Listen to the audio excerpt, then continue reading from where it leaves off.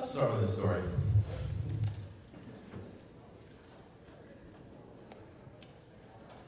And a slide. Oops.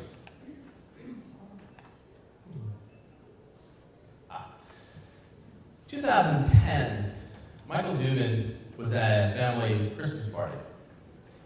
And you know those where you meet just friends of the family and old-time friends and family members. Well, this particular year was different. Because Michael started a conversation with a friend of his dad's who was in business. And he posed a question to Michael, and he said, look, I've procured 250,000 razor blades. And I'm interested in marketing them, selling them. I really don't know where to go with it. You're a pretty smart guy, Michael. What should I do? So he had two choices. He was excited, and he said, I'd be glad to help you. And the first choice was, let's think about ways to sell razor blades. Pretty low emotional, low interest category. But he said, let's figure out how to sell razor blades. The other choice was to find a way to tell a different story. And the story turned into Dollar Shave Club. And what he did was he stepped back and said, okay, there's a lot of people, big names, selling razor blades right now, the same way they've always sold razor blades. But where's the disruption? Where's the innovation? What are people really thinking that we could leverage? Again, razor blades. So he not only decided to tell a story about razor blades, but he told a story about subscription and becoming a member and the customer experience. And he created a viral video, a video that went viral, that got 12,000 orders in the first 48 hours. What could explain that path of starting with a story? Well, the first part was he's connected to the user and the people who were going to engage with this. So he said, okay, what can we do to tell a story that would matter? What matters to people? And how can we motivate them to change behavior? And this was a change in behavior. And essentially, what Dollar Shave did was what a lot of companies are trying to do now, is they're changing the way they tell their story and how they communicate. So yeah, it's about messaging, but it's bigger than messaging. It's creating a story that is eminently human. We talk about B2B, we talk about B2C, but really what has happened now is with the humanization of business is the idea of B2H, which are conversations between two human beings. How do you bring emotion into whatever we're doing? Again, razor blades is a very low interest category, and it became emotional. People cared. Imagine the things that you're working on, the stuff we heard today. How high stakes, how important. It's a little easier to talk about how much you do matters and the stories that you tell. So, as Dan had mentioned, we had met through Storytelling for Business. Storytelling for Business is very important, and you're hearing a lot about it. And the reason is that largely we are all experts at talking about what we do. And you can go through the halls and hear it. People are really well-versed and passionate about what we do. And honestly, many trade on the ability of how they do what they do. You can talk about process, and it is important. This is not to say this is not important, but understanding what you do, how you do it, is often parity. And you get stuck, and you find yourself having to sell against very inconsequential differences. But why you do what you do is your brand story. Why should people care? Why should people want to do business with you? And in many cases, we do a lot of work with companies that are trying to build culture. Why do you want to work with us? You have to build a strategic narrative that speaks to all of them. And Dan also mentioned Shout, which is more of a workbook than a business book. Honestly, 29 is a company that's based in Philadelphia, has a New York office, and in LA as well. And we work with, just so we're clear, we work with companies like GSK, Penn Health Systems, Greenfire, automated payments for clinical studies. We work with, again, a lot of businesses that live and are in rooms such as you are right now. But we also work with consumer products. We also work with a lot of technology companies. And if I may say, developing that strategic narrative takes a lot of complexity. It makes it more simple. It makes it consumable. And that's where we spend a lot of our time, in making the complex more simple and more understandable to people who don't have the time nor the inclination to wade through it. I think I heard earlier in the day where if you don't make it understandable, people won't understand. And that's just how it is. So why spend time of getting your story straight up front? You simplify. It doesn't devalue or dumb down anything. It just simplifies it. And honestly, this idea of complexity isn't going away. So in the book, again, in the playbook, we really distilled down, working with the kinds of clients and companies that I had mentioned. We identified 10 areas that if you focus, well, the first one, but if you look at these 10 attributes of really powerful storytelling, you don't have to do all of them. You do some of them with consistency, people will get your message. And when I say people, we work with a lot of startups. Investor decks. How do you make a meaningful investor deck where we heard cash being an issue earlier today?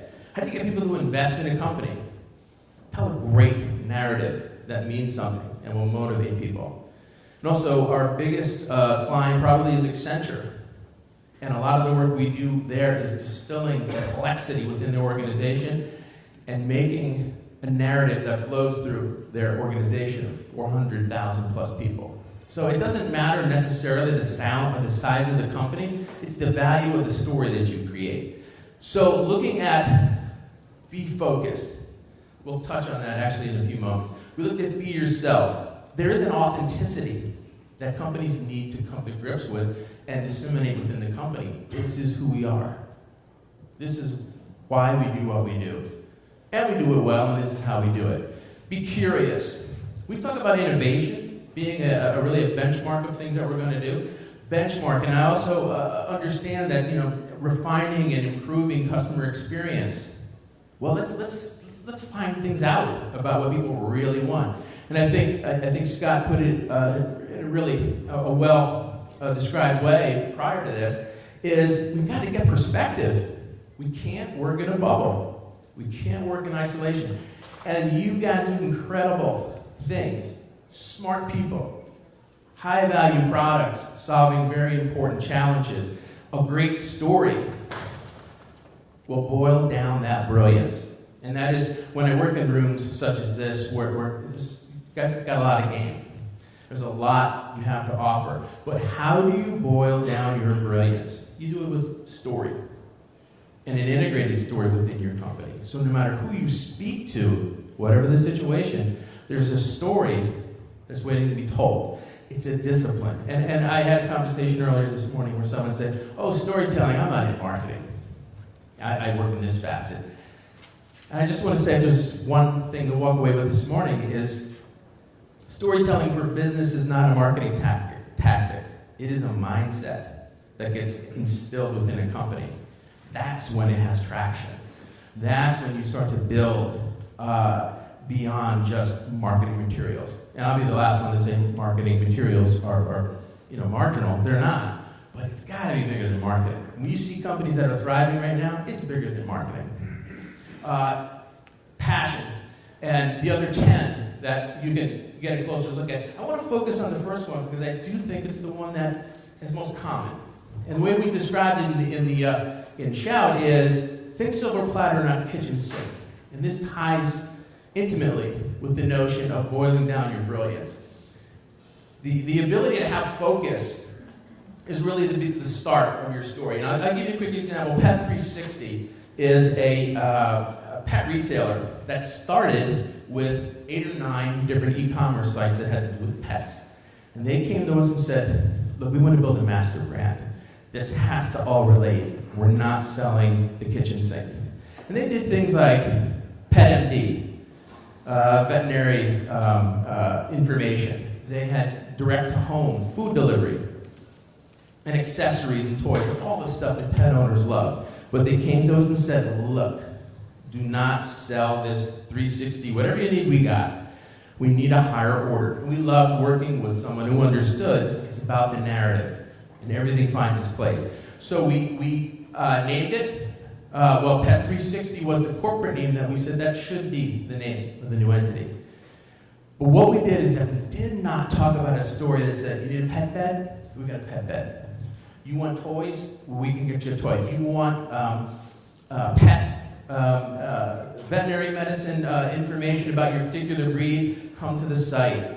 Again, you know how that is. It's the kitchen sink. All good, all valuable, but how do you unify it? So we unified it around a bigger story, and it was 3 words: pet parenting simplified. And what we found was, while pets did need to feed their dog, they did need to make sure that they were getting the right medicine based on the life stage where they were, but it was about pet owner anxiety. We understood the audience. We spoke to many of them and said, my biggest concern is not, I can find what I need for my dog or cat. What I'm worried about is I'm making the right decision. And there's too many choices. Now, we are talking about pets. We are talking about pet health and some things, so it's maybe not a direct line, but think about this. Pull out this insight that says, what is it that really drives our audience? What is it that really drives our audience, and how can we devise a story around what they need most? And in this case, it was Pet 360 really is a trusted all-in-one online authority that informs, educates, and rewards pet parents, helping them to become more better pet owners and enhance the bond they share with their pet. Good language, but it was a better story to tell for whatever pets needed when they came to the site. So this is a framework I want to share, and we are talking at 5. For anyone who would like to get a little more detail and perhaps do a little bit of a brand story session with everyone who attends, this is a framework, and I'm going to share it. But know that it's not, and we heard empirical evidence, and I love that. It's not something we cooked up in an ivory tower. About 7 years ago, we started to see a pattern of very big companies, startup companies, coming with the same situation. And we started to recognize there were 4 areas that if you could figure it out, how to tell this story, it will resonate, and it will endure. And it's not just a throwaway story of what do we say this month, because it comes really from the ground up.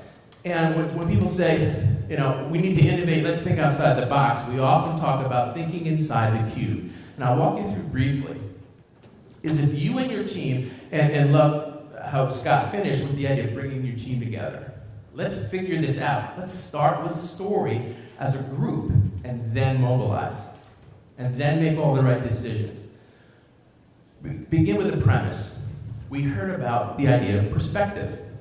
Now, in whatever you're doing, do you truly have a perspective on what's going on in the marketplace? Again, not insular. This is what we're doing. This is what we tried. This is what we need to do. Premise is about looking at the current marketplace and framing it. And I will stand here and tell you that now more than ever, the premise is driven by change. And we've spent entire days talking with our clients about what is going on in your world due to change, and what is it doing to change the way you work. Because that gets you out into that open water. And it's a hard one, because there are, again, that's why it takes as often, as long as it does, is that change affects people in different ways, but we've worked with, again, the GSKs of the world and Bentley Systems, which is an infrastructure, global offices all over the place, and we've had sessions with them, bringing their own little perspective from around the world, and to hear how change is impacting different aspects of a company is remarkable. But that's the footing you need to build a compelling story. So So you go from premise, think about it for a minute, a point of conflict. What is the emotion? What's at stake? And earlier this morning, we heard about the Dalai Lama. That's what was at stake between the cyber hackers and the Dalai Lama. The very human. And I appreciated the story told that way because very quickly it said, wow, that's a lot at stake. It's an emotion. So point of conflict is about, again, a great story is about obstacles. It's about challenges. It's about friction.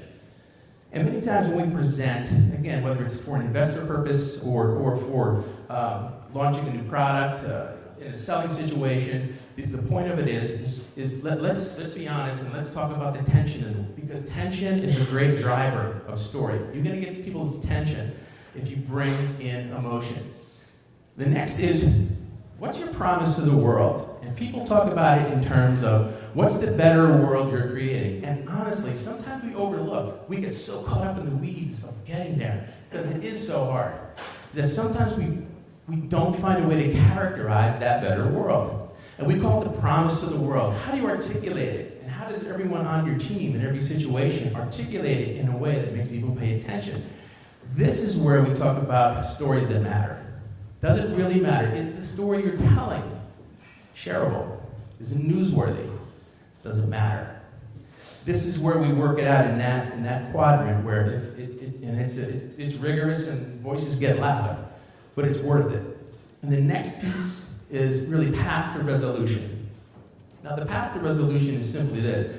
Business for storytelling is, storytelling for business is valuable, but it's useless unless you get people to act.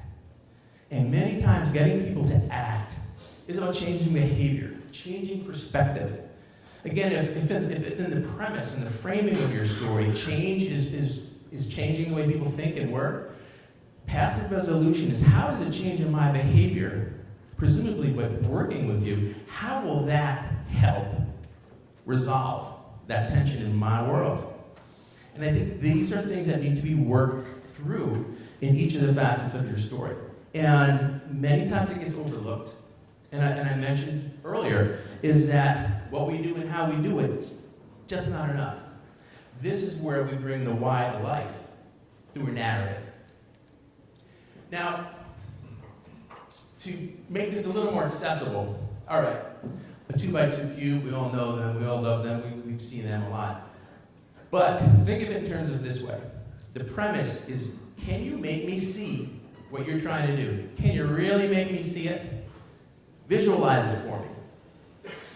Take me there. Because if right out of the gate, if I'm not seeing what you're seeing, you've lost me. The next one is, how do you make people feel it? Again, the point of conflict. What's the inherent drama? Make me feel what you're trying to do. And the next is, that, again, the promise of the world. Don't assume. This is the thing that we're so close to it. Just by putting something in front of someone, you think, watch this, they're gonna go crazy. Not true. We have to make people buy into it. So how do we get people to buy into it? And lastly, again, as I mentioned, is how do we get them to act on it? Again, these are all facets of the story that need to be done, and we help people do it on a regular basis. Oops, sorry. Founder of Dollar Shave. We have Brian? Okay. Nope. Quick session. Quick comment. I talked to you about the viral video for Dollar Shave Club, and now we're all experts on premise, point of conflict, promise of the world, path to resolution. The actual video that launched Dollar Shave Club is one of our favorites because it delivers on all four. As you watch it, think if you can, what's happening and how is he delivering a premise? How is he identifying conflict? How is he delivering a better world? And how is he asking you to change your behavior and act on it? So, yeah, sound up. Hi, I'm Mike, founder of DollarShaveClub.com. What is DollarShaveClub.com? Well, for $1 a month, we send high-quality razors right to your door. Yeah, $1. Are the blades any good? No. Our blades are great. Each razor has stainless steel blades, an aloe vera lubricating strip, and a pivot head. It's so gentle a toddler can use it. And do you like spending $20 a month on brand name razors 19 go to Roger Federer. I'm good at tennis. Do you think your razor needs a vibrating handle, a flashlight, a back scratcher, and 10 blades? Your handsome-ass grandfather had 1 blade and polio. Looking good, pop up. Stop paying for shave tank you don't need. And stop forgetting to buy your blades every month. Alejandro and I are going to ship them right to you.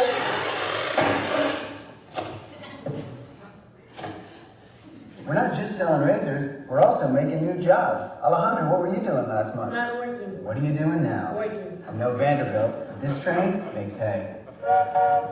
So stop forgetting to buy your blades every month and start deciding where you're going to stack all those dollar bills I'm saving you. We are DollarShaveClub.com, and the party is on.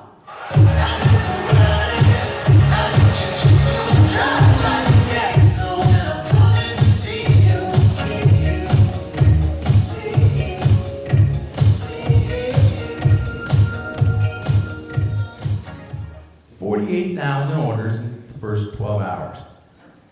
Now, again, razor blades, low interest. We take it for granted. Most of them, most of us use them on a pretty regular basis. It's interesting though, think about this. Razor blades. Choosing to start with a story. That's a company that started with the story. Anyone else know of a particularly really large manufacturer of razors and shaving, razor blades, telling a story recently? Anyone? Wow, how about that story? We've all seen it, and it sounds like we all have an opinion on it. But it just proves the point that no matter what it is you're selling, product, service, it can be a digital experience, if you start with a story, you find it that everything else falls into place. And I will say this, is the clients that we work with that have a really strong, Pet 360 has been one, has a really strong sense of self through their story, has a very clear path to innovation. Because the biggest trap of innovation is like, let's just start making stuff that we think people want. But we now live in a time when we know this too, is that product design and purpose, thanks Scott for mentioning that earlier as well, the notion of purpose. Your purpose story needs to be articulated in order to humanize what you do, in order to engage and empathize with the people that you're trying to reach.